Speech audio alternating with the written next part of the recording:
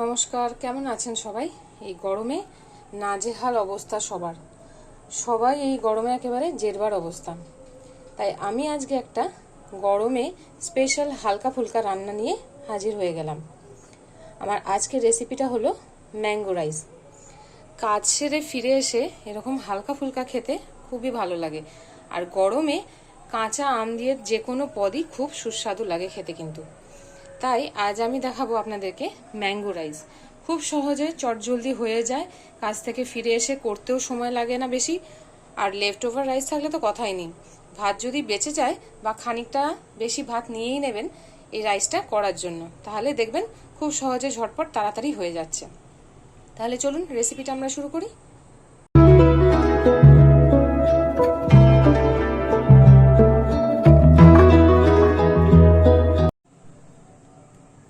Mango rice করতে আমাদের লাগবে ভাতটা আমি আগে থেকে করে রেখে দিয়েছি। লেফট ওভার রাইস থাকলেও কিন্তু সেটা কাজে লেগে যাবে এভাবে। এছাড়া লাগবে কাঁচা আম, আমি একটা গোটা আমকে কুড়িয়ে রেখে দিয়েছি। এছাড়া লাগবে কারি পাতা, সর্ষে, নুন, হলুদ, বিউলির ডাল, ছোলার ডাল, বাদাম আর শুকনো লঙ্কা। এই হচ্ছে আজকের আমাদের ইনগ্রিডিয়েন্টস। ফ্রাইং প্যানে সবার প্রথমে দিয়ে দেবো সর্ষের তেল।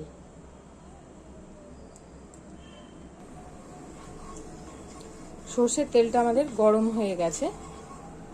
এর মধ্যে এবারে দিয়ে দেবো বিউলির ডাল আর ছোলার ডালটা। এটাকে একটু ভেজে নেব।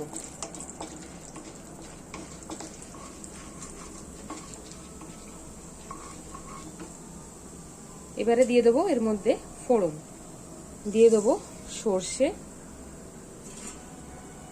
শুকনো লঙ্কা,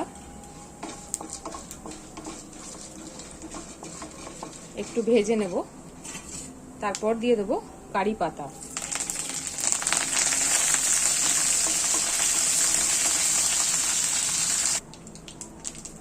এবারে গ্রেট করা কাঁচা আমটা এর মধ্যে দিয়ে দেবো।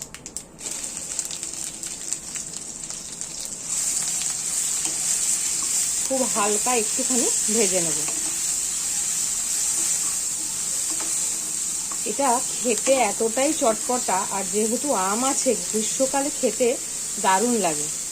এটা মূলত একটু সাউথ ইন্ডিয়ান ডিশ, কিন্তু খেতে দারুণ। যারা টক ভালোবাসেন গরমকালে এরকম হালকা রান্না খেতে খুবই ভালো লাগবে। এটা ভাজা হয়ে গেছে। এবার এর মধ্যে দিয়ে দেবো হলুদ আর নুন দেব।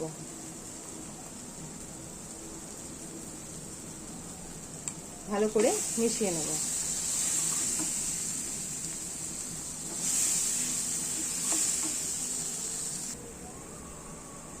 এবারে এর মধ্যে ভাতটা মিশিয়ে দেবো।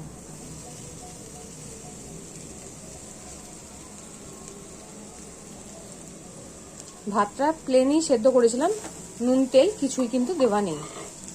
এবারে এটাকে আস্তে আস্তে মিশিয়ে নেব।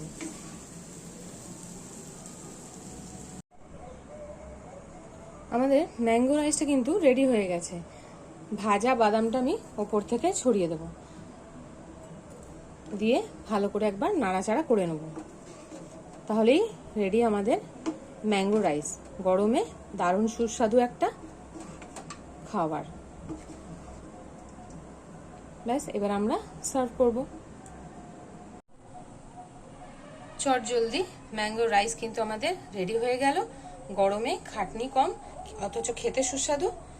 ভালো লাগলে রেসিপিটা আপনারা একটা লাইক, কমেন্ট, শেয়ার করবেন, চ্যানেলটা সাবস্ক্রাইব করবেন।